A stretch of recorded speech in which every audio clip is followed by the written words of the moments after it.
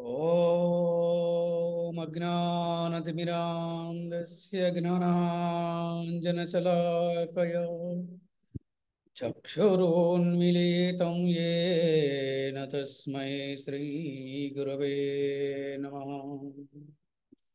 श्रीचैतन्यमनोभीष्टं स्थापितं येन भूतले स्वयं रूपः कदा मह्यं ददाति स्वपदान्तिकम्। नमो विष्णुपदाय कृष्णप्रेष्ठाय भूतले श्रीमते भक्तिवेदान्तस्वामिनिति नामिने। नमस्ते सरस्वती देवे गौरवाणी प्रचारिणे निर्विशेषा शून्यवादी पाश्चात्यते सदारिणे। जय श्री कृष्ण चैतन्य प्रभु नित्यानंद श्री अद्वैत गदाधर श्रीवासादि गौर भक्त वृंद। हरे कृष्णा कृष्णा कृष्णा हरे हरे हरे राम राम राम हरे हरे। ओम नमो भगवते वासुदेवाय। ओम नमो भगवते वासुदेवाय। ओम नमो भगवते वासुदेवाय। वासुदेवाय। ओम नमो भगवते वासुदेवाय। ओम नमो भगवते वासुदेवाय। ओम नमो भगवते वासुदेवाय। హరే కృష్ణ. ఈనాటి భగవద్గీత క్లాస్కి చేసిన భక్తులందరికీ కూడా ఆత్మీయ ఆహ్వానం పలుకుతున్నాము. హరే కృష్ణ. हरे कृष्णा गुरुजी, दंडवत प्रणाम गुरुजी। హరే కృష్ణ हरे कृष्ण गुरुजी, दंड प्रणाम गुरुजी। हरे कृष्ण माता जी दंडवत प्रणाम माता जी। हरे कृष्ण। हरे कृष्णा प्रभु जी, दंडवत प्रणाम। हरे कृष्ण माता जी दंडवत प्रणाम माता जी। సో ఈ రోజున మనము 10వ అధ్యాయము 30వ శ్లోకం నుంచి 38వ శ్లోకం వరకు మన క్లాస్ చెప్పుకుంటాము. ఈరోజు మన క్లాస్ పేరు గాయత్రి మంత్రం అనగానేమి అనే క్లాసు ఈరోజు మనం చాలా చక్కగా ప్రయత్నించేద్దాము. హరే కృష్ణ.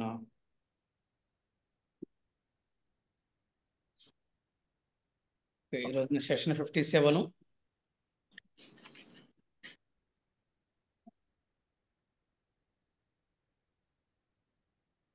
హరే కృష్ణ. సో 30వ శ్లోకం మన భక్త బృందములు ఎవరైనా చదువుతారా? हरे कृष्ण गुरुजी। హరే కృష్ణ. प्रह्लाद चास्मि दैत्यानां कालयतामहां मृगाणां च मृगेन्द्रोऽहं वैनतेय च पक्षिणां। हरे कृष्ण गुरुजी। నేను దైత్యులలో భక్తుడైన ప్రహ్లాదుడును, అనూచువారిలో కాలమును, మృగములలో సింహమును, పక్షులలో గరుత్మంతుడును అయి ఉన్నాను. మరి మనం ఇంతకుముందు క్లాసులో కూడా చూసి భగవంతుడు చెప్తున్నాడు, నేను ఓంకారముని నేనే, సకల జీవుల హృదయంలో ఉన్నది నేనే, సకల దేవతలకు శక్తి నా నుంచే వస్తుందని చెప్పారు. ఇక్కడ ఇంకొద్ది ఇక వివరంగా చెప్తున్నారు. ఇక్కడ నేను దైత్యులలో భక్తుడైన ప్రహ్లాదుడు, అంటే రాక్షసుల్లో పుట్టినటువంటి ప్రహ్లాదుడు, కానీ అతడు భక్తుడు అనమాట. అనుచువారిలో కాలమును, మృగములలో సింహమును, పక్షులలో గరుత్మంతుడై ఉన్నాను అని చెప్తున్నారు.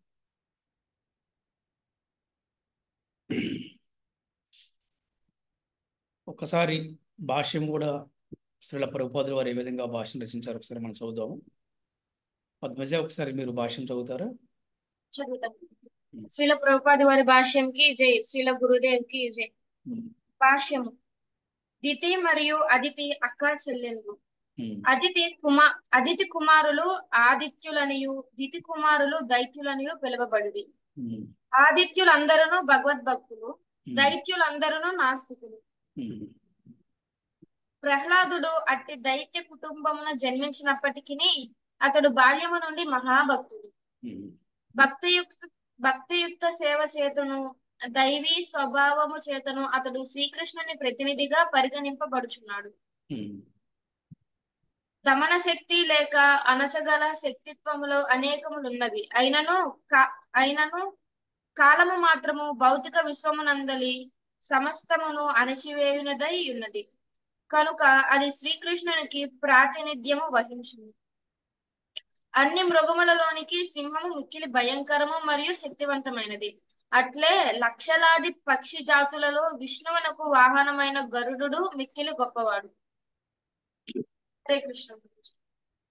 ఇక్కడ దితి మరియు అదితి, అదితి కుమారులు ఆదిత్యులు, వీళ్ళే దేవతలు అన్నమాట. అలాగే దితి కుమారులు దైత్యులు, అంటే వీరు రాక్షసులు. ఎవరైతే ఈ ఆదిత్యులందరూ కూడా భగవద్భక్తులు, అలాగే దైత్యులందరూ కూడా నాస్తికులు. రాక్షసులుగా వారు ప్రవర్తించడానికి వారికి నాస్తికత్వమే ప్రధానమైనటువంటి ఒక ఏమంటారంటే భావన వాళ్ళకి. ఈ నాస్తికం ద్వారానే వారు రాక్షసులుగా ప్రవర్తిస్తూ ఉంటారు అన్నమాట. అంటే భగవంతుడి రూపము లేదు, దేవుడు లేడు, ఇవన్నీ కూడా చెప్తుంటారు అన్నమాట. వీళ్ళిద్దరూ కూడా అక్క చెల్లెల యొక్క కుమారులే, వీళ్ళిద్దరూ కూడా. అలాగే ప్రహ్లాదుడు మరి ఏ కుటుంబం పుట్టాడు అంటే దైత్య కుటుంబం జన్మించాడు. అంటే దైత్య కుటుంబం అంటే ఏంటి? ఇక్కడ రాక్షస కుటుంబంలో జన్మించాడు. అతడు చిన్నప్పటి నుంచి మహాభక్తుడు. అదేంటంటే రాక్షస కుటుంబంలో పుడితే రాక్షసుడు అవ్వాలగా అంటున్నాడు జనరల్గా. కానీ ఇక్కడ మనము ఒకటి తెలుసుకోవాలి. ఒక వ్యక్తి శూద్రుడుగా జన్మించినా కూడా అతని సంస్కారంతో బ్రాహ్మణుడు అవ్వచ్చు. ఒక వ్యక్తి రాక్షస కుటుంబంలో పుట్టినా కూడా అతనికి గొప్ప భక్తుల్లాగా సమస్త విశ్వంలో కూడా అతను కీర్తినీయుడిగా అయ్యాడు. ఆయనే ప్రహ్లాదుడు అన్నమాట. మరి ఇది ఎలా సాధ్యపడుతుందంటే సంస్కారముతోటి, అంటే గురువు ద్వారా జరుగుతుంది అనమాట. ఇక్కడ ఈరోజు మనం క్లాస్లో రాసుకున్నాము గాయత్రి మంత్రం అనగానేమి అని చెప్తున్నాడు భగవంతుడు. గాయత్రి మంత్రం కూడా నేనే అంటున్నాడు ఇక్కడ ఈ ఈ క్లాస్లో మనం తెలుసుకుంటాం. మరి గాయత్రి మంత్రం అంటే ఏమిటంటే, ఈ గాయత్రి మంత్రంలో సకల దేవత సంబంధించి బీజాక్షరాలు ఉంటాయి. ఎవరైతే త్రిసంధ్య వేళల్లో, అంటే ఉదయము మధ్యాహ్నము సాయంత్రము త్రిసంధ్య వేళలో సంధ్యావందనము చేస్తారో,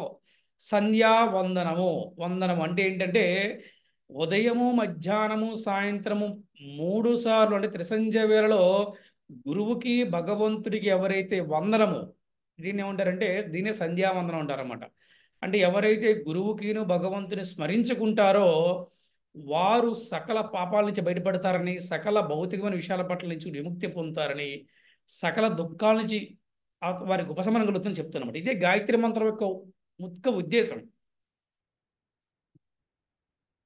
అట్లాగే ఇక్కడ ఎప్పుడైతే ప్రహ్లాదుడి జీవితంలోకి ఒక గురువు వచ్చాడో, ప్రహ్లాదుడు ఏమయ్యాడంటే ఒక భక్త ప్రహ్లాదుడు అయిపోయాడు. అంటే రాక్షస కుటుంబంలో జన్మించినప్పుడు కూడా తనమయ్యాడు ఈ రోజున ఒక ఉన్నతమైన వైష్ణవుడు అయ్యాడు. అంటే బ్రాహ్మణులు అంటేనే చాలా గొప్ప విషయం, కానీ వారికన్నా మించి వెళ్ళాడు ప్రహ్లాదుడు. అదేంటండి, మరి ఆదిత్యులలో చాలామంది ఉన్నారు కదా, మరి దేవతలుగా పుట్టిన వారిలో మరి వారెవరు కాకుండా మరేంటి రాక్షసులో పుట్టినవాడంటే ఇది చెప్తున్నారు. మనం ఇంతకుముందు చెప్పుకున్నాం. మనం ప్రతి వ్యక్తి కూడా, ప్రతి జీవి కూడా భగవంతుడి యొక్క అంశే. కొన్ని పూర్వజన్మ పాప పుణ్యకర్మను అనుసరించి ఈ జన్మలో వారికి జన్మ వస్తుంది. ఈ పరిస్థితి జన్మలో వారు ఏ కుటుంబంలో పుట్టాలి, వారు ఏ దేశంలో పుట్టాలి, ఏ రాష్ట్రంలో పుట్టాలి, ఏ ప్రాంతంలో పుట్టాలి, ఎవరి ఏ తల్లి గర్భాన్ని జన్మించాలనేది రాసిపెట్టి ఉంటుంది. స్వతహాగా ఏంటి, ప్రతి ఒక్కరు కూడా మనందరం భగవంతుడి సేవకులమే. చెప్తారు కదా, జీవేరా నిత్య కృష్ణదాస్. ఈ కులము, మతము, ప్రాంతము, ఈ యొక్క రాక్షస కుటుంబము, దేవతలు, ఇదంతా కూడా భౌతికము. కానీ ఆధ్యాత్మికం ఏమిటంటే, ప్రహ్లాదుడు కేవలము రాక్షస కుటుంబానికి చెందిన వాడే కాదు. ప్రహ్లాదు యొక్క రియల్ ఐడెంటిటీ ఏంటంటే భగవంతుడి యొక్క సేవకుడు. అందుకని అతను రాక్షస కుటుంబంలో పుట్టినప్పుడు కూడా అతను గురువు ద్వారా మళ్ళీ అతను భక్తి చేయగలిగాడు. గురువు ద్వారా అతను ఈ రోజున ఈ ప్రపంచం, విశ్వమంతా కూడా ప్రహ్లాదుడిగా కీర్తించబడ్డాడు. ఎలాగా భక్త ప్రహ్లాదుడిగా కీర్తించబడ్డాడు కేవలం అతి చిన్న వయసులో. భక్తియుక్త సేవ చేతను, దైవీ స్వభావము చేతను అతడు శ్రీకృష్ణుని ప్రతినిధిగా పరిగణింపబడుతున్నాడు. The devotional service, the importance of devotional service. అది అంటే ఒక డివోషనల్ సర్వీస్కి ఎంత ఇంపార్టెన్స్ ఉందని చెప్పడానికి మనకి భక్త ప్రహ్లాదుడు ఒక రోల్ మోడల్ అనమాట, ఒక ఇన్స్పిరేషన్ అనమాట. చూస్తే గనక భక్తియుక్త సేవ చేత, దైవీయ స్వభావం చేత, అంటే ప్రతి ఒక్కడు అంటే దైవీ గుణాలను మనం పెంచుకునే ప్రయత్నం చేయాలి. రాక్షస వంశములు జన్మించినప్పుడు కూడా రాక్షస గుణాలు కాకుండా దైవీ గుణాలను అతను వంట పట్టించుకున్నాడు, అడాప్ట్ చేసుకున్నాడు. అదేందా, అందుకని అతను ఏమాడు శ్రీకృష్ణ ప్రతినిధిగా పరిగణింపబడుచున్నాడు. Is a God messenger. అదేందా, ఈజ్ ఎ కృష్ణ రిప్రజెంటేటివ్ అనమాట. అంటే కృష్ణుడి ప్రతినిధిగా అతను పరిగణింపబడుతున్నాడు. అది గొప్ప విషయం. మనందరం ఏమి నేర్చుకోవాలంటే, ఏ కులంలో పుట్టినప్పటికి కూడా, ఏ ప్రాంతంలో పుట్టినప్పుడు కూడా ప్రహ్లాదుడు ఏ విధంగా అయితే భక్తియుక్త సేవ చేస్తూ దైవీ గుణాలతోటి ఆయన శ్రీకృష్ణుని ప్రతినిధిగా ఉన్నాడో, మనందరము కూడా ఆ విధంగా భక్తి చేసి దైవీ గుణాలను పెంచుకొని మనందరము కూడా చక్కగా భక్తులుగా ఉండడానికి ఒక గొప్ప అవకాశం ఉందన్నమాట. అలాగే కాలము కాలము కాలము చాలా చాలా శక్తివంతమైంది అనమాట. ఎందుకంటే అందరం టైం వస్తుంది అంటారు. ఒక అమాయకుడిని, ఒక బలహీనుణ్ణి ఒక బలవంతుడు తాత్కాలికంగా కొట్టి వాడి విజయాన్ని సాధించవచ్చు. కానీ ఒక టైం వస్తుంది, ఒకనొక టైం వస్తుంది. ఆ టైంలో ఎవడైతే బలవంతుడయ్యాడో వాడే బలహీనుడు అవుతాడు, ఎవడైతే బలహీనుడయ్యాడు వీడే బలవంతుడు అవుతాడు అనమాట. ఇదే కాలం యొక్క శక్తి అంటే. అది అలాగే మృగాలలో అన్నిటికన్నా కూడా సింహము చాలా మిక్కిలి భయంకరమైనది, శక్తిమంది అని చెప్పంటూ ఉంటారు. ఇది భౌతికమైంది, ఇది భౌతికమైన జ్ఞానం. ఏంటి, ఈ అడవుల్లో ఈ యొక్క జంతువులలో సింహం అనేవాడు రాజు. భయం అనేది అలా శక్తివంతమైనది. అట్లాగే లక్షలాది పక్షి జాతులలో విష్ణువుకు వాహనమైన గరుడు మిక్కిలి గొప్పవాడు. ఇది ఆధ్యాత్మికం. ఎందుకు సింహము కన్నా గరుడు మిక్కిలివాడయ్యాడు అంటే, సింహము భౌతికంగా జీవిస్తుంది, గరుడు భగవంతుడు సేవ చేస్తున్నాడు, అంటే భక్తియుక్త సేవ చేస్తున్నాడు, అందుకని గొప్పవాడయ్యాడు. గుర్తుపెట్టుకోవాలి. ఎవరైతే భక్తియుక్త సేవ చేస్తారో వాళ్ళందరూ కూడా గొప్పవారు అవుతారు. వాళ్ళందరూ కూడా కీర్తించబడతారు సమాజంలో. హరే కృష్ణ. సో నెక్స్ట్ శ్లోకం చదవడానికి ప్రయత్నించి.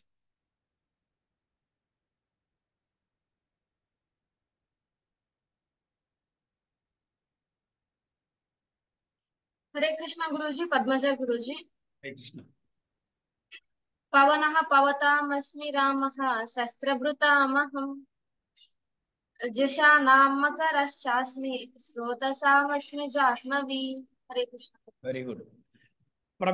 పవిత్రమనర్చువానులోని వాయువును, శస్త్రధారులలో శ్రీరాముడును, జలచరములలో మకరమును, ప్రవహించు నదులలో గంగా నదిని అయి ఉన్నాను. అంటే మనం ఇంతకుముందు చెప్పుకున్నాం, సకల జీవుల హృదయాలు ఉన్నాను అన్నీ నేనే చెప్పాడు. ఇక్కడ ఆఖరికి ఇంతకుముందు శ్లోకాలు చెప్పుకున్నాం కదా, ఏం చెప్పారు స్వామివారు అంటే ప్రహ్లాదుని కూడా నేనేం చెప్పారు. ఇక్కడ వాయువును కూడా నేనేం చెప్తున్నారు, శస్త్రధారులలో శ్రీరాముని అంటున్నారు అనమాట. అంటే రాముడి కన్నా శస్త్రాన్ని సంధించే గొప్పోడు ఇంకెవడు లేడు. మనం చూసాం రాముడు ఏ విధంగా అయితే ఆ ఆ బాణాన్ని ఎక్కుపెట్టి సీతాదేవి స్వయంవరంలో సీతాదేవిని గెలిచినారో మనం చూసాం. ఏంటి అటువంటి రాముల్లో కూడా నేనేం చెప్తున్నాడు అనమాట. ప్రవహించు నదుల్లో గంగానదిని కూడా నేనేం చెప్తున్నారు శ్రీకృష్ణ భగవానుడు ఇక్కడ.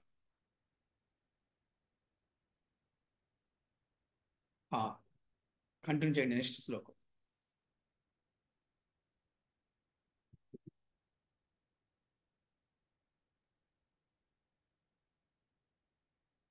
हरे कृष्ण गुरुजी, धन्यवाद प्रणाम హరే गुरुजी। కృష్ణ.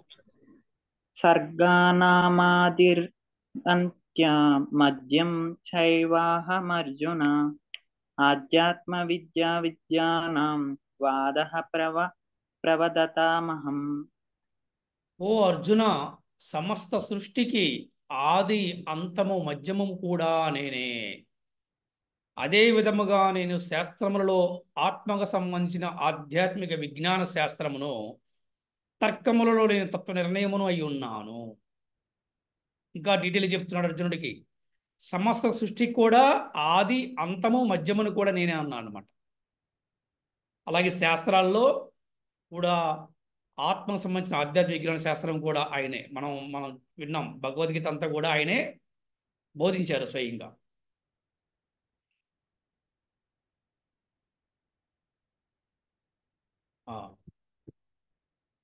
చదవండి 33 శ్లోకం కూడా చదవచ్చు.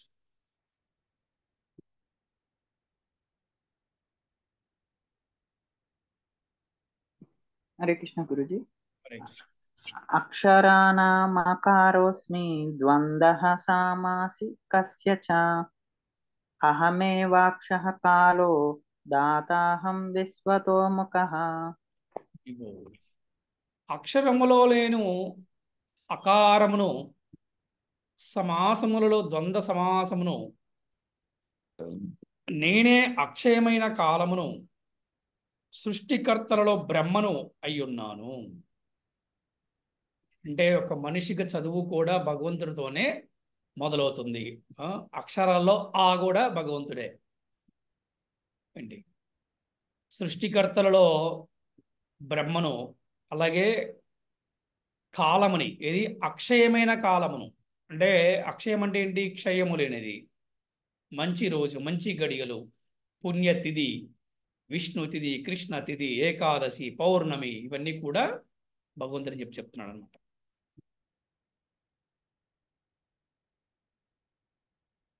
ఓకే, 34వ శ్లోకం.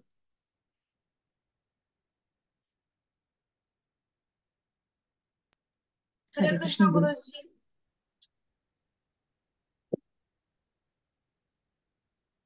हरे कृष्ण गुरुजी, पद्मजा गुरुजी। హరే కృష్ణ. मृत्युः सर्वहरश्चाः मुद्भवश्च भविष्यतां कीर्तिः श्रीर्वाक्च नारीणां स्मृतिर्मेधा धृतिः क्षमा। हरे कृष्ण। హరే కృష్ణ. సర్వమును మృంగివేయినటువంటి మృత్యువును మరియు సృష్టింపబడనున్న సర్వజీవులకు ఉద్గమును నేనే అయి ఉన్నా. స్త్రీల యందరి యశస్సు, వైభవము, మనోహరమగు వాక్కు, జ్ఞాపక శక్తి, బుద్ధి, ధృతి, సహనమును నేనే. మనం ఇంతకుముందు చెప్పుకున్నాం, తండ్రి గుణాలు సంతానానికి ఎలాగొస్తాయో, స్త్రీల యొక్క అందము కూడా భగవంతుడేనంట, వారి వైభవము కూడా భగవంతుడేనంట, వాక్ సున్నితమైనటువంటి, మృదువైనటువంటి, ప్రియమైనటువంటి వాక్కు కూడా భగవంతుడే. జ్ఞాపక శక్తి, మెమరీ పవర్, అది కూడా భగవంతుడే. బుద్ధి కూడా భగవంతుడే. సహనము కూడా భగవంతుడే. అందుకని నేను కష్టపడ్డాను కాబట్టి ఇవన్నీ వచ్చే అనుకోబాకండి. కేవలం భగవంతుడి కృప ద్వారానే మనకి యశస్సు, వైభవము, మనోహరమైనటువంటి మంచి వాక్కు, జ్ఞాపక శక్తి, బుద్ధి యోగము, సహనము అన్నీ కూడా వస్తూ ఉంటాయి. అందుకే చూడండి, మనం కూడా కృష్ణ చైతన్యములోకి, ఈ భక్తిలోకి రాకముందు దానికి ఇప్పుడు దానికి మనం చెక్ చేసుకుంటే ఆ డిఫరెన్స్ తెలుస్తుంది. డిఫరెన్స్లో మొట్టమొదటి మనకి సహనం పెరుగుతుంది. ఎవరైనా చెక్ చేసుకుంటే, ఎవరైనా చెక్ చేసుకున్నారు అట్లాగా సహనం పెరుగుతుంది, చెక్ చేసుకున్నాం గురుజీ. ఓర్పు, సహనం పెరుగుతుంది. ఇది ఆ నామ జపం చేయటం వల్ల. హరే కృష్ణ.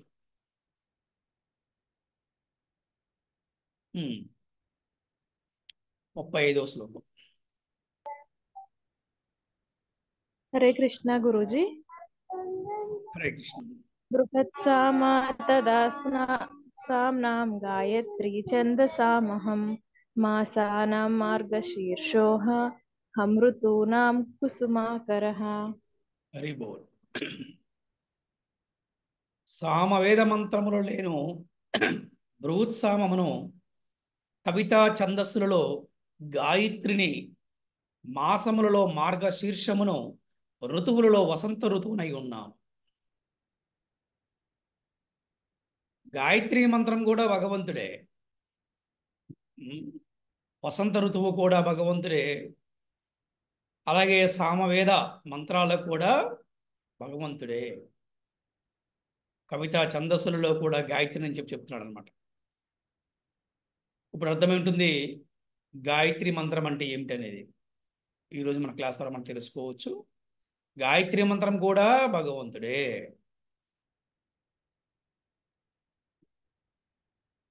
36వ శ్లోకం.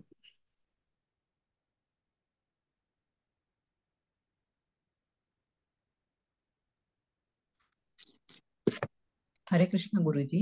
హరే ద్యూతం జల యథామస్మి తేజస్తేజస్వినామహం జయోస్మి వ్యవసాయోస్మి సత్వం సత్వవతామహం. హరే కృష్ణ. మోసములలో నేను జూదమును, తేజస్సు గలవారిలో తేజస్సును, అలాగనే జయమును, సాహసమును, బలవంతులలో బలము నేనే అన్నాడు. అదేంటి మోసముల్లో జూదం అంటాడేంటి అని చెప్పి అనుకోవచ్చు. ఇక్కడ ఏంటంటే ప్రతి ఒక్కరికి కూడా కర్మ ఫలితాలు ఉంటాయి. ఎవరు ఎటువంటి కర్మ చేస్తే అటువంటి ఫలితాలు వస్తాయి. ఆ ఫలితాలే భగవంతుడి అనే విషయం మనం తెలుసుకోవాలి. అంతకన్నా ఇంకా పెద్ద క్లారిటీ వస్తలేదు అనమాట. ఎవరు ఏ కర్మ చేస్తారో ఆ కర్మ తగ్గట్టుగా ఫలితాలు వస్తాయి.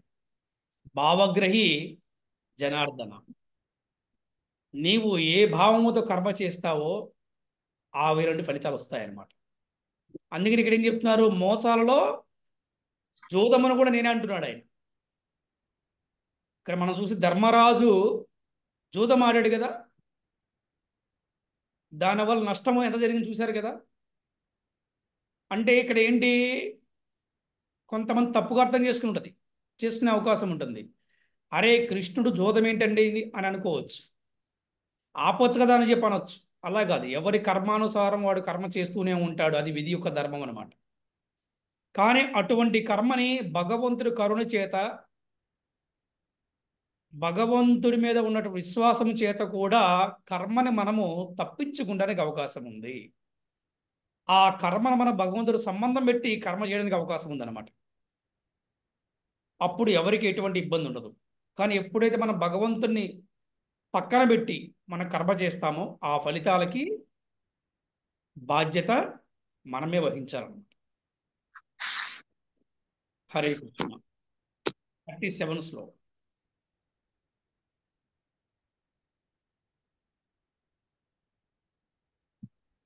హరే కృష్ణ. హరే కృష్ణ. వృష్టీనాం వాసుదేవోస్మి పాండవానాం ధనుంజయః మునీనామాప్యాహం వ్యాసః కవీనాముసనః కవి. వృష్టి వంశస్థులలో అయిన వాసుదేవుడును, పాండవులలో అర్జునుడును, మునులలో వ్యాసుడును, ఆలోచనాపరులైన గొప్ప కవులలో ఉసునుడను అగుదునన్నాడు. అంటే ఇక్కడ ఎలా అర్థం చేసుకోవాలంటే, పాండవులు ధర్మాత్ములు, అర్జునుడు ధర్మాత్ముడు అంటే ఏంటి? భగవంతుడి యొక్క శక్తి అర్జునుడికి వచ్చింది. భగవంతుడి యొక్క శక్తి వ్యాసదేవుడికి వచ్చింది. భగవంతుడి యొక్క శక్తి కవులకి వచ్చింది. అంటే ఎవరైతే ఆలోచనాపరులైన గొప్ప కవులు ఉంటారో వారికి ఆ ఆలోచన శక్తి కూడా భగవంతుడు ఇస్తున్నాడు. అయితే ఈ శక్తిని ఏ విధంగా ఉపయోగించాలి అనే దాని దగ్గరే బుద్ధియోగం అవసరం అన్నమాట. అందుకే చూడండి, ఇక్కడ ఎప్పుడైతే అర్జునుడు శ్రీకృష్ణుడు సాంగత్యములో ఉన్నాడో తనకి భగవంతుడు చూసే శక్తిని అతను బుద్ధియోగము ద్వారా, భగవంతుడు సాంగత్యం ద్వారా, భగవంతుడి ఉపదేశాల ద్వారా అతను ధర్మానికి ఉపయోగించాడు. వ్యాసదేవుడు ఏం చేశాడంటే ఆ శక్తిని భగవద్గీత, భాగవతం, మహాభారత రూపంలో ఈ సమస్త మానవాళికి కూడా శాస్త్రాలను అందించారు. ఎవరు? వ్యాసదేవుడు. మనం ఇంతమంది కూడా చెప్పుకున్నాం, భక్తి ద్వారా శక్తి వస్తుంది. భగవంతుడి నామజపం చేయటం వల్ల, భగవంతుడి సేవ చేయటం వల్ల, భగవంతుడి నామకీర్తనం చేయటం వల్ల, భగవంతుడి శాస్త్రాలని మనము పఠనము చేయటం వల్ల శక్తి వస్తుంది. ఆ భక్తి ద్వారా వచ్చే శక్తిని మళ్ళీ కూడా ధర్మం కోసము, భక్తి కోసము, భక్తిత సేవ కోసం ఉపయోగిస్తే గనక అర్జునుడులాగా, వ్యాసదేవుల్లాగా, నారదుల్లాగా, ప్రహ్లాదులాగా, ధ్రువ మహారాజులాగా కీర్తినీయులు అవుతారన్నమాట. అందుకని ఆలోచన కూడా భగవంతుడు ఇస్తున్నాడు. అందము భగవంతుడు ఇస్తున్నాడు, యశస్సు, ఐశ్వర్యము, ఏంటి, బుద్ధి, జ్ఞానము, మెమరీ పవర్ అన్నీ కూడా భగవంతుడు ఇస్తున్నాడు. కానీ భగవంతుడి ఇచ్చేదాన్ని మనం ఎలాగా సరి అయిన మార్గంలో దాన్ని మనము ఉపయోగించాలి, లేకపోతే అది ప్రమాదంలో పడే అవకాశం ఉంటుంది. 38వ శ్లోకం. హరే కృష్ణ గురుజీ. శ్రీనివాస్ ప్రభు. హరే కృష్ణ ప్రభు. దన్నో దమయతాస్మి నీతిరశ్మి జిగీషతాం మౌనం శైవాస్మి గుహ్యానాం జ్ఞాన జానవతామహం. హరి బోల్. హరే కృష్ణ. హరే కృష్ణ. శ్రీనివాసు మొత్తానికి వాళ్ళ శ్లోకం చదివారైతే. హరే కృష్ణ. చట్ట విరుద్ధతను అణుచు సాధనములలో నేను శిక్షను, జయము కోరు వారిలో నేను నీతిని, రహస్య విషయములలో నేను మౌనమును, జ్ఞానవంతులలో నేను జ్ఞానమునై ఉన్నాను. చట్ట విరుద్ధతను, అందుకే కదా భగవంతుడు ఆవిర్భవిస్తాడు కదా. పరిత్రాణాయ సాధూనా వినాశాయ చ దుష్కృతం ధర్మ సంస్థాపనార్థాయ సంభవామి యుగే యుగే. మనం చూస్తే కనుక ద్వాపర యుగంలో కౌరవులందరూ కూడా చట్టపరంగా వారు జీవించకుండా చట్టాన్ని, చట్ట విరుద్ధతను వాళ్ళు, అంటే చట్ట విరుద్ధంగా వారు జీవిస్తూ, చట్ట విరుద్ధంగా వారు ప్రవర్తిస్తూ సమాజానికి అందరికి కూడా వారు నష్టం చేస్తున్నారు. దాన్ని అణిచివేయటంలో శిక్షను, అంటే శిక్షించడంలో భగవంతుడి మించిన వాడు ఇంకోటి లేడు. జయము కోరి వారిలో నేను నీతిని. ఎప్పుడైతే పాండవులు ధర్మం కోసం నిలబడ్డారో వారు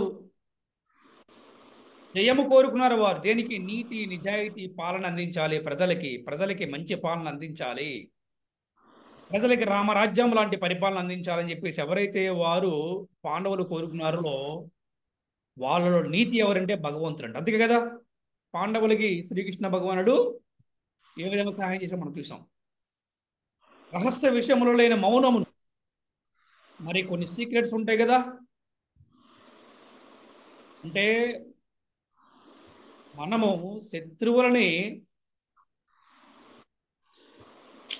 శత్రువులను శిక్షించడానికి భగవంతుడు మనకు సహాయపడతాడు. మనము జయము కోరడానికి యుద్ధం చేసినప్పుడు భగవంతుడు సహాయపడతాడు. మనం మౌనంగా ఉన్నప్పుడు కూడా భగవంతుడు మనకు సహాయపడతాడు. ఎందుకంటే అన్నిటికీ ఆధారం భగవంతుడే. ఏ విధంగా భగవంతుడు అంటే ముత్యాల దండకి, ముత్యాల హారానికి పైగా చుట్టానికి ముత్యాలు చాలా బాగా బ్యూటిఫుల్ కనబడతాయి. కానీ ఆ ముత్యాలు దేని మీద ఆధారపడుతుందంటే ముత్యాల హారానికి, ముత్యాలకి ఒక దారం మీద ఆధారపడి ఉన్నాయి ఇవన్నీ కూడా. ఆ దారమే భగవంతుడు. అందుకనే కనిపించేవాడికి అది శిక్షలా కనపడుతుంది, కానీ ఆ శిక్ష చేసేవాడు కూడా భగవంతుడే. విజయాన్ని కోరాడు, కానీ ఆ విజయం సాధించడానికి కూడా భగవంతుడే. అలా జ్ఞానవంతుల్లో కూడా జ్ఞానమనై ఉన్నాను అన్నాడు. అందుకే కదా కృష్ణం వందే జగద్గురు. ఇంకెవరున్నారు కృష్ణుడు కన్నా జ్ఞానవంతుడు చెప్పండి. దాన్ని మనం చూసాం కదా మహాభారతములో భీష్ముడు అంతటి వాడికే జ్ఞానాన్ని బోధించి శ్రీకృష్ణ భగవానుడికి పూర్తిగా సంపూర్ణంగా శరణాగతి అయ్యేలాగా చేశాడు. అంటే తన భక్తుని తను ఎప్పుడు కాపాడుకుంటాడనమాట. ద్రోణాచార్యుడు అంతటి వాడికే జ్ఞానాన్ని బోధించి తనంతటికి తనే సంపూర్ణ శరణాగతి పొందేలాగా చేశాడు శ్రీకృష్ణ భగవానుడు. అందుకే ఏమన్నారు కృష్ణుని, కృష్ణం వందే జగద్గురుం, కృష్ణం సర్వమయం సర్వాంతర్యామి. ఈ యొక్క అధ్యాయమును మనం నేర్చుకోవాల్సిందే. కృష్ణుడు అందరి హృదయాల్లో ఉన్నాడు, సర్వ జీవుల హృదయాల్లో ఉన్నాడు. ఓంకారమును నేనే, గాయత్రి మంత్రాన్ని నేనే, శిక్షను నేనే, నీతిని నేనే, మౌనమును నేనే, జ్ఞానవంతుల్లో జ్ఞానాన్ని నేనే, దేవతల్లో ఇంద్రుణ్ణి నేనే, ఇలాగ దైత్యుల్లో భక్త ప్రహ్లాదుని నేనే. What not is everything, what not is everything. ఏది కాదు అంతా కూడా కృష్ణుడే. హరే కృష్ణ. ఒక్కసారి భాష్యం చదువుతారా మన భక్తులు?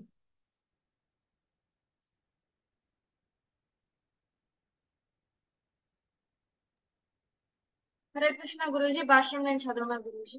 చదవండి. శ్రీల ప్రభుపాద వారి భాష్యంకి జై, శ్రీల గురుదేవ్కి జై.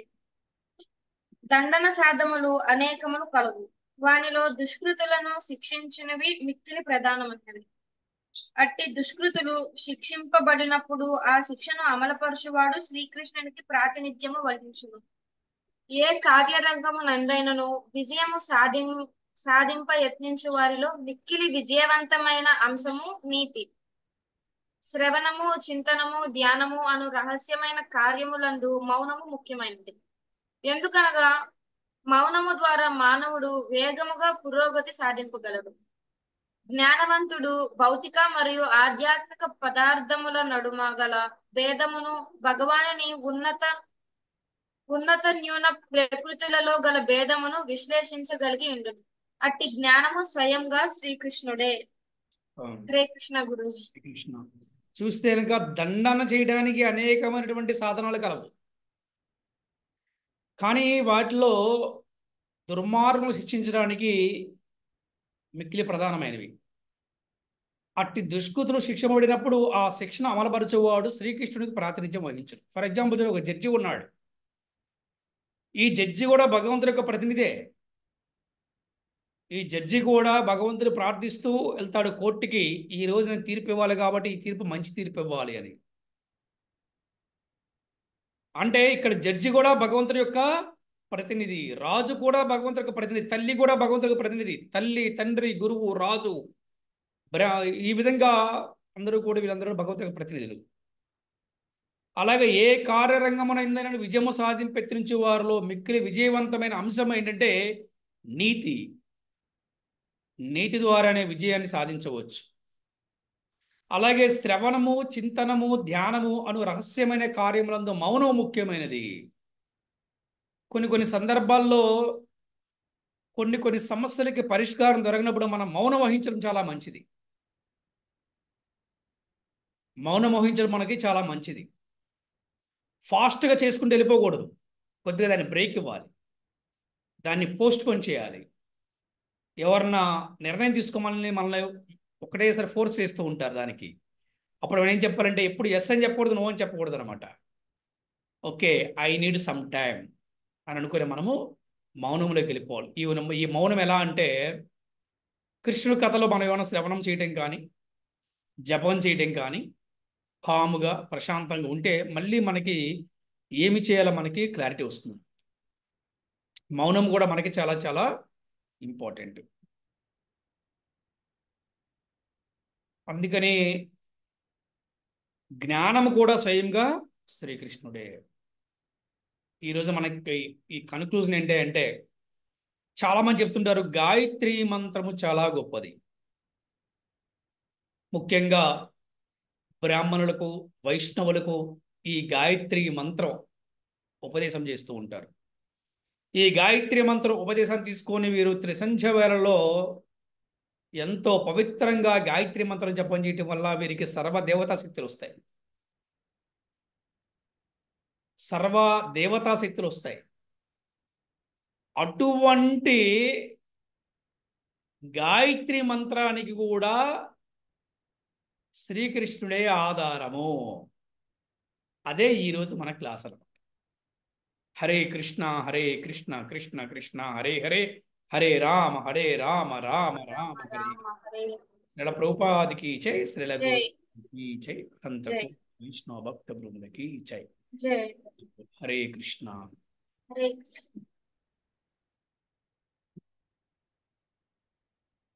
మంత్రం అంటే ఏంటి? గాయత్రి మంత్రం అంటే ఏంటి అంటే, త్రిసంధ్య వేళల్లో గురువు గారిని, భగవంతుణ్ణి స్మరించుకుంటూ ఉంటారు. వారు సమస్త దుఃఖాల నుండి, అలాగే సమస్త పాపాల నుండి ముక్తులవుతారు.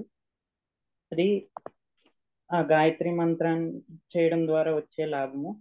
అలాగే ఈ సెషన్లో ఇంకా తెలుసుకుంది ఏమంటే, మనం కులము, గుణం, వర్ణం, జాతి వీటితో సంబంధం లేకుండా ఇవన్నీ భౌతికమే అని తెలుసుకుని, మనం ఈ జీవేరా నిత్య కృష్ణదాస్ అని తెలుసుకుని నిత్యం భగవంతుడు సేవకులు అని తెలుసుకుని, ఎలాగైతే ప్రహ్లాదుడు అసుర వంశంలో పుట్టినా గాని దైవ గుణాలు ఎలా అలవర్చుకున్నారో అలాగే మనం కూడా అలవర్చుకుని భగవంతుడికి ప్రతినిధిగా ఉండాలని తెలుసుకున్న గురించి. ఎలాగా ఈ దైవ గుణాలు వస్తాయంటే, నిత్యము నామస్మరణం చేస్తూ ఉంటుంది, అలాగే సంకీర్తనలు, భగవత్ సేవ ఇలాంటివి చేస్తుంటే దైవీ గుణాలు అలవడతాయి. అలాగే మనం భగవంతుడిని నమ్ముకుని ఆధారంగా జీవించాలి.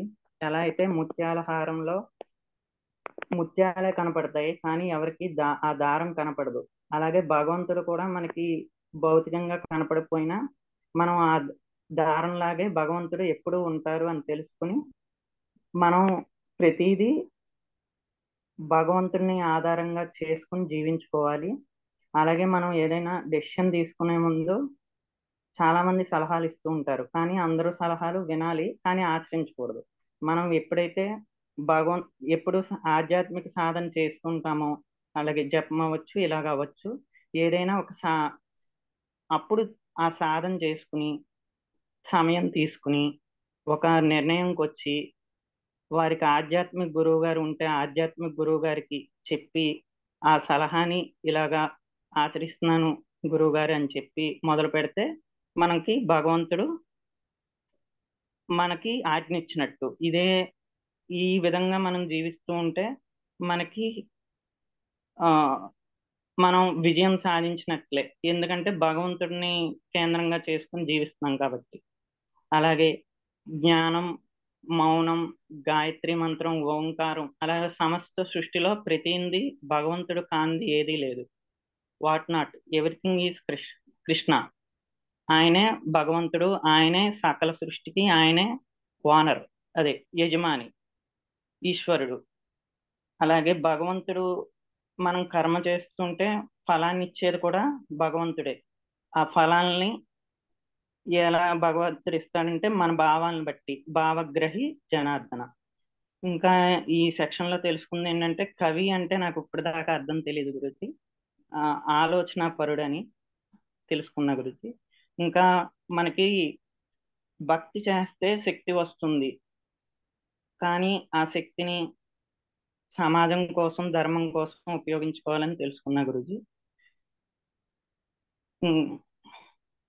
ఇంకా ఈ 10వ అధ్యాయంలో ఈ సమస్త సృష్టిలో ప్రతిదీ భగవంతుడే. కానీ ప్రతి శ్లోకంలో ఒక్కొక్క గుణాలు, అంటే దైత్యుల్ని తీసుకుంటే ప్రహ్లాదుడని, కవుల్ని తీసుకుంటే శుక్రాచార్యుడని, ఇలాగా జంతువుల్ని తీసుకుంటే సింహం అని, ఇలాగ ప్రతిదీ మెన్షన్ చేశారు. మనకి అన్నిటినీ మెన్షన్ చేయకుండా ఒక హైలైట్ పాయింట్ ని మెన్షన్ చేసి అలాగ ప్రతిదీ నేనే అని చెప్తున్నారు, మనకు అర్థం కావడం కోసం ఇంకా వివరంగా. అంటే చిన్నపిల్లలకు కానీ, జ్ఞానం లేని వాళ్ళకి కానీ, అంటే పాశ్చాత్య దేశాలు కానీ, వీళ్ళందరినీ దృష్టిలో పెట్టుకుని భగవంతుడు మనకి ఈజీగా ఇలాగ ప్రతిదీ నేనే అని చెప్తున్నారని అర్థమైంది గురూజీ. హరే కృష్ణ గురూజీ. ధన్యవాదాలు గురూజీ. Very good. హరే కృష్ణ గురూజీ. హరే కృష్ణ. ఇది గాయత్రి శ్లోకం పొద్దున్న, మధ్యాహ్నం, సాయంత్రం చదవాలా ప్రభు? లేదమ్మా, తీసుకోవాల్సింది ఏంటంటే గాయత్రి శ్లోకం చదవటం కాదు, ఇది గాయత్రి మంత్రం. అంటే ఎవరైతే రకాలుగా ఎవరైతే బ్రాహ్మణ కుటుంబంలో పుడతారో ఈ 10 సంవత్సరాల వయసు నుండి ఒక పిల్లవాడికి పునీన సంస్కారం చేసి బ్రాహ్మణులు, క్షత్రియులు, వైశ్యులు ఈ పిల్లవాడికి ఉపనయన సంస్కారం చేసి గాయత్రి మంత్రం ఉపదేశం చేస్తారు గురువు గారు. అవును ప్రభు. అప్పుడు గురుకులానికి పంపిస్తారు. విద్య నేర్చుకోవాలి అంటే ఈ ఉపనయన సంస్కారం అనేది ఒక అర్హత అన్నమాట. పవిత్రంగా ఉన్న వ్యక్తి విద్యని చక్కగా అభ్యసించగలుగుతాడు. పవిత్రత లేనివాడు విద్యను అభ్యసించలేడు అన్నమాట. అలాగే ఇది చాలా మంది తెలిసిన విషయం. కానీ ప్రతి కేవలం బ్రాహ్మణు, క్షత్రియులు, వైశ్యులే కాదు. ఇప్పుడు ఫర్ ఎగ్జాంపుల్ విశ్వకర్మ వంశస్థులు ఉన్నారు, వారికి కూడా యజ్ఞోపేతం ఉంటుంది. బంగార పని చేసి కూడా యజ్ఞోపేతం ఉంటుంది. సో ఈ యజ్ఞోపేతం ఒక ఏంటిది? యజ్ఞోపేతం అంటే జంధ్యం. మేము అందరూ అర్థం కావాలంటే ఈ జంధ్యం ఒక ఉద్దేశం ఏంటంటే గాయత్రి మంత్రం ఉపదేశం తీసుకొని గాయత్రి మంత్రాన్ని 3 సంధ్యలలో వారు జపం చేయాలి. గాయత్రి మంత్రం జపం చేయాలి. మగవాళ్ళు జపం చేయడం వల్ల ఏమవుతుందంటే తన మనసు, బుద్ధి, వాక్కు అన్ని కూడా శరీరం అన్ని పవిత్రమయ్యి వాళ్ళు చేసే కార్యాలలో అభివృద్ధి సాధించగలరు. బంగార పని చేసే ఒక వ్యక్తి ఆ ఒక్క దేవుడు బొమ్మ చెక్కాలి అంటే అతని మనసు నిండా దేవుడు ఉంటే ఆ బొమ్మ అద్భుతంగా వస్తుంది. అలాగే ఒక బ్రాహ్మణుడు విగ్రహారాధన చేయాలి అంటే అతను నిరంతరం భగవన్నామ స్మరణలో ఉండాలి. భగవన్నామ ధ్యానములో ఉంటూ భగవంతుని ఆలోచిస్తూ అతను గనక విగ్రహారాధన చేస్తే ఆ విగ్రహానికి శక్తి వస్తుంది. చేయాలంటే అతను గాయత్రి మంత్రాన్ని అతను జపం చేయాలి 3 సంధ్యలలో. దాన్ని సంధ్యావందనం అంటాం. అట్లా చెప్పాలంటే పవిత్రీకరణ, పవిత్రీకరణ చేసుకుంటానికి. ఎందుకంటే భౌతికమైన జీవితంలో రకరకాల మలినాలు, రకరకాల కల్మషాలు ఒక్క భౌతికంగానే కాదు, మానసికంగా కూడా చాలా ఉంటాయి. కానీ ఈ పవిత్రత కోసము ప్రతి ఒక్క ఈ పవిత్రత కోసం అంటే ప్రతి పిల్లవాడికి కూడా 10 సంవత్సరాలు వయసు తర్వాత వారికి ఉపనయన సంస్కారం చేసి వారికి గాయత్రి మంత్రం ఉపదేశం చేసి అతన్ని గురుకులానికి. ఇది మన సనాతన నుండి గొప్ప సంస్కారం. ఇది రాను రాను కానీ ఇప్పుడు ఏమైందంటే కేవలం అలంకరణ కోసం పెళ్లికి ముందు చేస్తున్నారు. దానివల్లే ఇప్పుడు మానవులు కష్టాలు పడుతున్నారు. అది వైశ్యులు కావచ్చు, క్షత్రియులు కావచ్చు. పెళ్లికి ముందు అంటే అందరిని చెప్పట్లేదు, ఇప్పుడు కూడా చేసేవాళ్ళు చాలా మంది ఉన్నారు. అంటే చేయని వాళ్ళు ఎక్కువ, చేయని వాళ్ళు ఎక్కువ మంది. అంటే ఇక్కడ కేవలం అలంకారప్రాయంగా నేను బ్రాహ్మణుని కాబట్టి యజ్ఞోపేతం వేసుకోవాలి, అలంకారప్రాయంగా నేను క్షత్రియుని కాబట్టి యజ్ఞోపేతం వేసుకోవాలి, నేను వైశ్యుని కాబట్టి వేసుకోవాలి అని ఒక ఏదంటే సదాచారం పెట్టుకున్నంత మంది సరిపోదు. కంపల్సరిగా వాళ్ళు ఏ ప్రాంతంలో ఉన్నా ఎక్కడున్నా కూడా ఉద్యోగం చేసిన వ్యాపారం చేసినా కూడా 3 పూట్ల కూడా వారు తప్పకుండా కూడా ఈ సంధ్యావందనం చేయాలి. చేయకపోవటం వల్లనే ఇవాళ చాలా కుటుంబాల్లో వారు ఇబ్బందులు లోనవుతున్నారు, దుఃఖాలకి లోనవుతున్నారు, ఎంతో కష్టపడుతున్నారు. అంతేగాని ఏదో యూట్యూబ్లో చూసేసి పుస్తకాలు చూస్తే చదివినట్టు గాయత్రి మంత్రం కాదు ఇది యాక్చువల్ చెప్పాలంటే. అయితే మరి ఆడవాళ్ళ పరిస్థితి అంటే మన వైష్ణవ సాంప్రదాయంలో గొప్ప సంస్కారం ఉంది. ఎవరైతే ఈ మన కృష్ణ భక్తి స్వీకరిస్తారో వారు ఆ, హరినామ దీక్ష తర్వాత గాయత్రి మంత్ర దీక్ష కూడా ఇస్తారు మాతాజీలకి. ఇప్పుడు వీళ్ళు గాయత్రి మంత్రాన్ని వీరు కూడా చక్కగా ఆ 3 పూట్ల కూడా గాయత్రి మంత్రం జపం చేయడం 3 పూట సంధ్యావందనం చేస్తారు మన మన వైష్ణవులు. వీళ్ళకి ఎందుకు ఇస్తారంటే వీళ్ళు ఇంట్లో విగ్రహారాధన చేసుకుంటానికి, అలాగే మందిరాల్లో స్వామివారికి ఈ యొక్క డీటీ కిచెన్ అంటారు, అంటే స్వామివారి యొక్క వంటగదిలో స్వామివారి వంట చేయడం కోసం ఈ దీక్షలు ఇస్తారు. స్వామివారి వంట అంటే పవిత్రత ఉండాలి కాబట్టి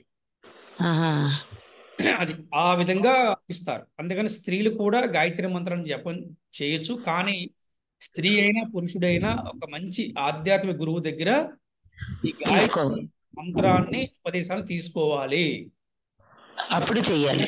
అట్లాగే నియమ నిబంధనలు కూడా పాటించాలి. నియమ నిబంధనలు పాటించకుండా గాయత్రి మంత్ర ఉపదేశం చేయటం వల్ల ఎటువంటి ఉపయోగం ఉండదు. తప్పకుండా ఈ కలియుగంలో పాటించాల్సిన 4 నియమాలు పాటించాల్సిందే. మాంసభక్షణ, మద్యపానాలు, అలాగే జూదము, వ్యభిచారం, కాఫీలు, టీలు తాగకూడదు, ఉల్లిపాయ తినకూడదు, వెల్లిపాయ తినకూడదు. భగవంతుని ప్రసాదం తీసుకున్న వారికే మనకి ఈ కలియుగంలో ఆ గాయత్రి మంత్రం యొక్క శక్తి పనిచేస్తుంది. ఇది అలంకారప్రాయంగా ఏదో జర్నీ వేసుకుని ఎక్కడిపై తీసుకుంటామంటే మాత్రం దానివల్ల ఉపయోగం ఉండదు. దానివల్ల ప్రమాదమే కానీ దానివల్ల నష్టమే కానీ లాభం అయితే మాత్రం ఉండదు అనమాట. శ్రద్ధగా ఉంటేనే అది ఉపయోగం ఉంటుంది. అది ఓకే. అంటే చాలా చాలా మంది ఇంట్లో రింగ్ టోన్ అది ఉంటుందండి, వినొచ్చు, మీరు వినొచ్చు. తప్పలేదు. మీరు ఏవైనా నామం కావచ్చు, గాయత్రి మంత్రం కావచ్చు, వినటం వల్ల కనీసం మనసు ప్రశాంతం వినొచ్చు. అని మీరు సిన్సియర్ గా ఎవరైతే ఈ గాయత్రి మంత్రాన్ని ఈ జపం చేయాలనుకుంటున్నారో అంటే వారు గురువు గారిని కలుసుకొని, ఎందుకంటే అందరూ ఒకలా ఉండరు. ఇప్పుడు ఉంటారు, మీ అక్కగారు ఒకలా ఉంటారు, అందరికీ ఒకటే రూల్ వర్తించదు. ఒకలాగా క్షత్రియులు ఒకలాగా, వైశ్యులు ఒకలా ఉంటారు, ఈ అంటే బంగారు పనిచేసేలా ఉంటారు, పద్మశాలీలు బట్టలు వేస్తారు, వాళ్ళకు కూడా ఉన్నది. ఇవన్నీ ఏంటంటే ఉన్నాయి. కాకపోతే అంటే అందుకే ప్రతి ఒక్క గురువుని కనుక కలిస్తే ఆ గురువు మనకి ఏది మంచిదో చెప్తాడు అనమాట. గురువుని అసలు గురువు సలహా లేకుండా మనం ఏం చేయకూడదు అనమాట. అది మార్కెట్ దొరుకుతుంది జపం చేసేయటం, ఏదో గాయత్రి మంత్రం చెప్పటం, ఎవరో స్త్రీ సూక్తం చదివేయటం, పురుష సూక్తం చదివేయటం, ఇలా కాదనమాట. ఏదైనా శాస్త్రపరంగా గురువు దగ్గర మనం నేర్చుకొని ఏమైనా పొరపాటు ఉంటే గనక గురువు మనం సరి చేస్తాడు.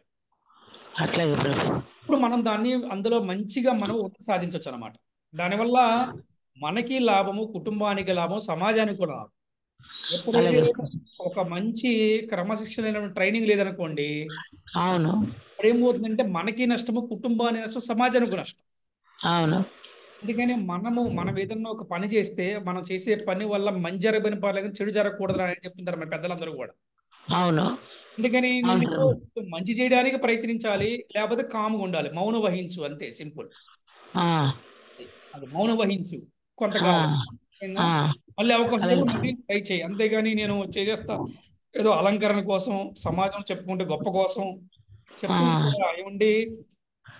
అసలు పొద్దున్నే లేచి అంటే నేను అసలు దేవుడికి దీపం పెట్టకుండా, దేవుడికి అసలు ఏంటి పూజ చేయకుండా విష్ణు సహస్రనామం గంట చదువుతానండి, లలిత సంవత్సరం గంట చదువుతానండి, తర్వాత కాలభైరాష్ట్ర గంట చదువుతాను చెప్తుంటారు అందరూ కూడా. నాయనా నీకు ఎవరికి మనశ్శాంతి ఉండదు, ఎవరికి ఎటువంటి మనశ్శాంతి ఉండదు. నువ్వు వచ్చేది నువ్వు అన్ని చేయడం వల్ల మనసంతా గందరగోళమే. అలా కాదు, ఇది చెప్పుకుంటానికి కోసం కాదు, ఇది మనకు కావాల్సింది. మన మనసు ప్రశాంతం, మన కష్టాలు దూరం, చక్కగా స్వామివారి దీపము, ధూపము, నైవేద్యం పెట్టుకుంటాం, హరే కృష్ణ జపం చేసుకుంటాం, భగవద్గీత ఆలోచించుకుంటాం. ఇది మన జీవన శైలి అన్నమాట. చదివండి ఉపయోగం చెప్పండి, ఏది ఉపయోగం లేదన్నమాట. ఓకే, హరే కృష్ణ కృష్ణ కృష్ణ హరే హరే రామ హరే రామ హరే కృష్ణ.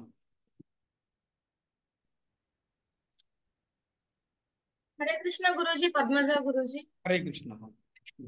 గురూజీ, ఈ రోజు జరిగిన సెషన్ 57 10వ అధ్యాయం 30 నుంచి 38 శ్లోకాల నుంచి నేనేం తెలుసుకున్నానంటే, మెయిన్ పాయింట్ అసలు గాయత్రి మంత్రం అంటే ఏమిటి అనే దాని మీద తెలుసుకున్నాను గురూజీ. అసలు ఫస్ట్ అసలు రాక్షస కుటుంబంలో జన్మించినా గాని, రజోతమో గుణాలలో కుటుంబాలలో జన్మించినా గాని, స్వభావము మరియు కర్మలు మరియు గుణము చేత మాత్రమే భక్తులు అవ్వగలరు గురించి. బెస్ట్ ఎగ్జాంపుల్ ప్రహ్లాదుడి జీవితం అంతా చూసుకుంటే తను భక్తి చేశారు కాబట్టి భక్త ప్రహ్లాదుడిగా అయ్యారు. అండ్ గురువుని ఆశ్రయించారు కాబట్టి ఆ భక్తి చేయగలిగారు అని తెలుసుకున్నాను గురూజీ. ఆ భక్తియుక్త సేవ చేస్తూ దైవీ గుణాలు పెంచుకుంటేనే మనుషులు అనేవారు మంచి భక్తునిగా తయారవుతారు. అండ్ భగవంతుని కృప ద్వారానే యశస్సు, వైభవం, కీర్తి, జ్ఞాపక శక్తి, బుద్ధి అన్ని వస్తాయి. మనం అనుకుంటాం మనమే కష్టపడి చదివేశాం కాబట్టి మన ఇంటెలిజెన్స్ అనుకుంటాం, కానీ మన ఫాదర్ భగవంతుడు కాబట్టి భగవంతుని యొక్క గుణాలు, ఆ బుద్ధి అవన్నీ మనకి వస్తాయి అని తెలుసుకున్నాను. అండ్ అలాగే భగవంతుని యొక్క శక్తి అనేది అర్జునుడికి, వ్యాసునికి, కవులకి కూడా వస్తుంది. కానీ ఇక్కడ పాయింట్ ఏంటంటే ఆ శక్తిని ఉపయోగించుకునే విధానంలో ఉంటుంది. అంటే ఆ శక్తిని ఉపయోగించుకునే విధానంలోనే మంచా చెడ అనేది ఆధారపడి ఉంటుంది. అలాంటి సమయంలోనే మనకి బుద్ధి యోగం కావాలి. ఆ బుద్ధి యోగం అనేది రావాలి అంటే మనం ఖచ్చితంగా గురువుని ఆశ్రయించాల్సిందే. గురువుకి శరణాగతి పొందితేనే మనకి బుద్ధి యోగం అనేది వస్తుంది. అప్పుడు మనం ఆ శక్తిని ఎలా ఉపయోగించాలి, ఎందులో ఉపయోగించాలి అనే ఒక థాట్ ప్రాసెస్ అనేది మొదలవుతుంది.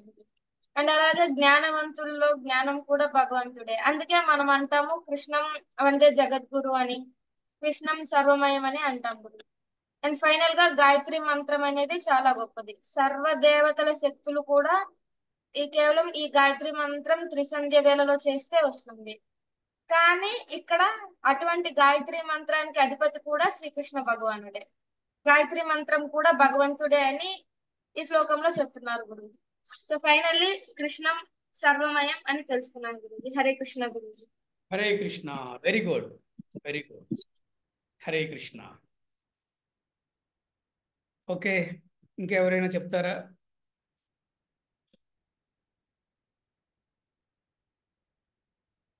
ఓకే, మనందరం కూడా 3 సార్లు హరే కృష్ణ గురూజీ. హరే కృష్ణ గురూజీ. హరే కృష్ణ. రేపటి క్లాస్ గురించి ఒకసారి చెప్తామని అనుకున్నాం. Okay okay. సో మనందరం కూడా ఒక్కసారి 3 సార్లు హరే కృష్ణ మహామంత్రం చెప్దాము.